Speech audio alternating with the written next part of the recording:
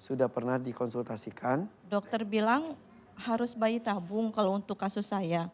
Cuman suami saya tidak mampu kalau untuk bayi tabung Mahal, seperti itu. betul, Ya. betul.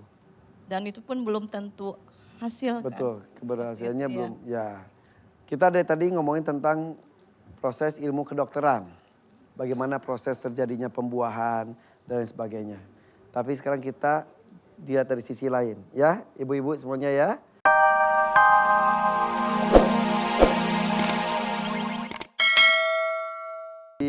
Istri maupun suami harus sama-sama sehat dan maksimal. Jika salah satunya masih kurang sehat, memang bisa tidak terjadi pembuahan. Sebagai saya seorang laki-laki, mohon maaf kepada perempuan. Tidak semua laki-laki gitu ya Bu ya. Tujuan berumah tangga itu kan bukan itu saja. Bukan satu-satunya tujuan. Salah satunya saja. Maaf. Iya, nggak apa-apa. Sudah dibicarakan? Sudah sekarang. Sekarang nggak ikut juga? Enggak. Kemarin saya ajak tapi ujung-ujungnya malah berantem. Ini pernikahan pertama buat, Pernikahan kedua buat saya. oh pernah juga, tapi buat suami? Pernikahan pertama. Dulu juga saya 8 tahun menikah tidak diberi keturunan karena pernikahan pertama saya tidak direstui orang tua. Oke.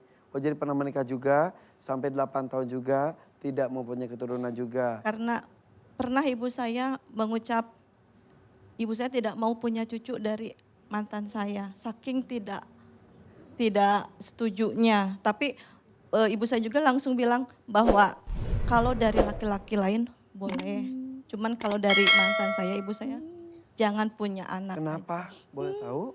Karena mantan suami saya itu orangnya kurang bertanggung jawab, Dalam hal nafkah, banyak bohongnya, banyak utangnya, seperti itu. Ya Jadi Allah. saya yang kena Nagihnya imbasnya ke saya, ibu. tanpa sepengetahuan saya seperti itu.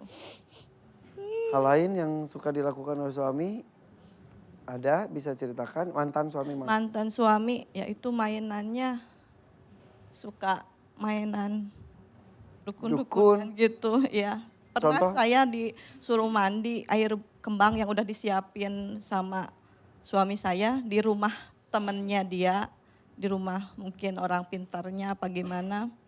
Malam Jumat, malam-malam saya disuruh mandi katanya untuk buka rezeki saya gitu bilangnya. Rezeki datang? Enggak. Ya Allah. Akhirnya berpisah Dan karena tidak direstui ibu saya, suami pergi ke luar Pulau Jawa setahun tidak memberikan nafkah lahir batin, akhirnya saya mengajukan cerai. oke. Setelah bercerai berapa tahun kemudian atau berapa bulan kemudian? Saya menikah lagi dengan suami yang sekarang. Berapa lama? 8 bulan. Berapa bulan kemudian atau berapa tahun kemudian dari berceraian? 8 bulanan. 8 bulan. Kalau suami sekarang maaf, secara nafkah? Alhamdulillah dia bertanggung jawab. Makanya itu untuk suami saya berat sekali kalau ditinggal ya Pak Ustadz. Kalau bisa saya ingin berjalan seperti biasa pernikahan saya. Oke. Salah satunya ikhtiar saya itu ke sini karena itu Pak Ustadz. Oke. Dalam ilmu kedokteran itu kan ada beberapa alternatif untuk bisa dibantu proses terjadi pembuahan. Bisa inseminasi, bisa bayi tabung. Iya. Sudah pernah dikonsultasikan? Dokter bilang harus bayi tabung kalau untuk kasus saya.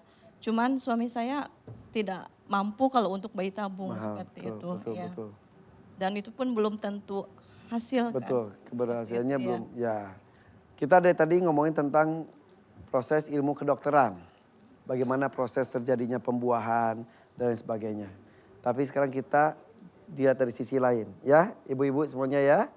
Ustadz, mengenai keturunan ini sebetulnya sering sekali beberapa kasus di sini. Iya. Apakah ada hubungannya dengan kita ngomongin tentang pertanyaan pertama ya. Tidak ada restu dari orang tua dan terucap, ibu tidak mau ada cucu dari suami kamu ini. Apakah bisa terjadi seperti itu? Kita harus memilah-milah dulu. Ya, ya. Kalau ibu, siapa namanya? Yuanita. Yuanita. Ibu Yuanita ini cerita kalau di ovariumnya tidak keluar sel telurnya karena ada cairan, dan tuba fallopi dekat sel telurnya itu penyempitan. Di sini titik ini jelas Mas Irfan masih ingat kalau di daerah ovarium ini ada kesulitan, ada kerusakan, ada masalah, berarti berurusan dengan ibu. Kalau di rahim berurusan dengan ayah. Disinilah titiknya.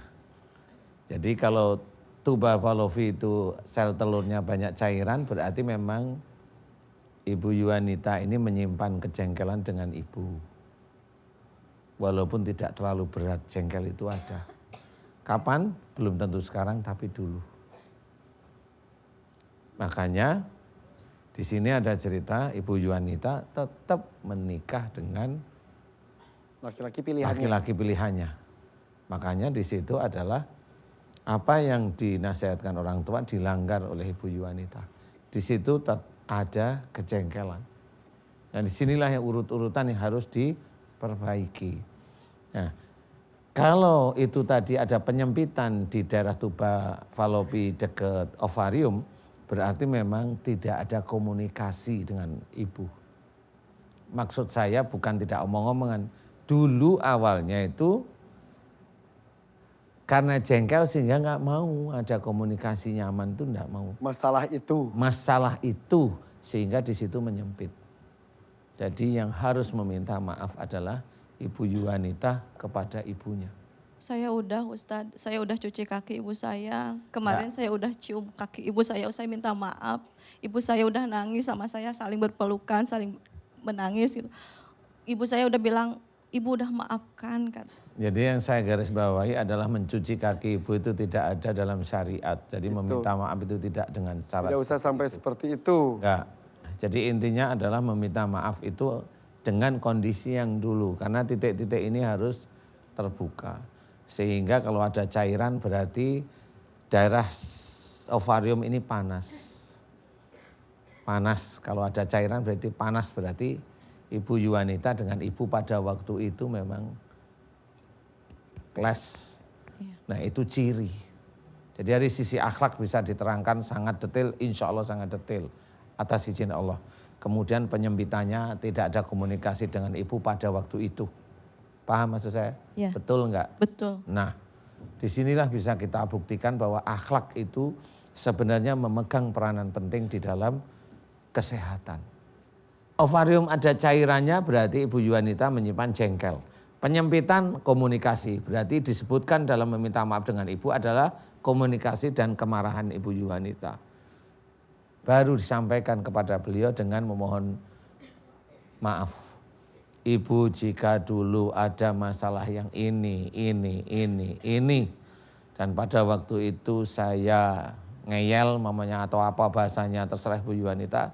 Dan jika pada waktu itu saya tidak ada komunikasi dan saya jengkel sama ibu, berapa bulan sebutkan, berapa tahun sebutkan, tidak apa-apa. Dan jika itu dosa di hadapan Allah, hari ini aku putrimu Yuanita binti, sebutkan. Meminta maaf sama ibu lillahi ta'ala. Emang minta maafnya lillahi ta'ala disebutin enggak? Enggak, makanya harus bilang lillahi ta'ala. Kalau udah lillahi ta'ala itu bersumpah, tidak akan mengulangi lagi. Sebutkan itu. Ya. Iya, Pak Nah Ustadz. disitulah nanti titik. Kemudian berikutnya beberapa hari silahkan. Nah, minta maafnya seperti itu, kemudian mohon ampunnya sama. Ya Allah, jika ovariumku berair, ada cairan, tuba fallopinya menyempit, jika itu disebabkan karena, fokus di situ. Karena aku pada waktu ada masalah ini, aku tidak berkomunikasi dengan baik dengan ibuku. Dan aku jengkel dengan ibuku. Bertahun-tahun boleh, berbulan-bulan boleh.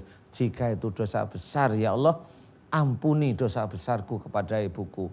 Ingat bahwa dulu Ibu Yuanita betul-betul jengkel dan marah. Dan ingat ayat Allah bahwa setiap anak Adam yang muslim diperintahkan oleh Allah Ta'ala untuk menghormat kepada orang tuanya. Ya. Jadi kalau kita sampai marah itu dosa.